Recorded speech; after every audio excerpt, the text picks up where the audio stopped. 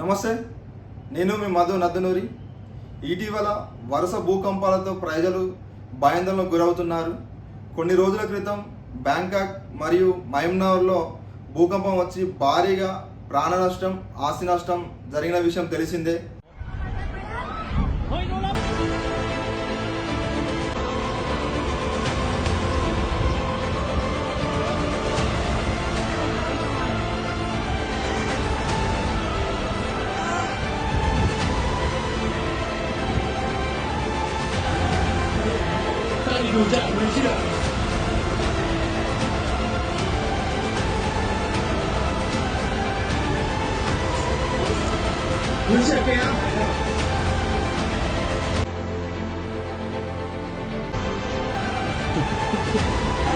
అయితే రామగుండంలో 10 నుంచి 17వ తేదీ మధ్యలో భూకంపం వచ్చే అవకాశం ఉందని ఎపిక్ ఎర్త్క్వేక్ రీసెర్చ్ అనాలిసిస్ తెలిపింది.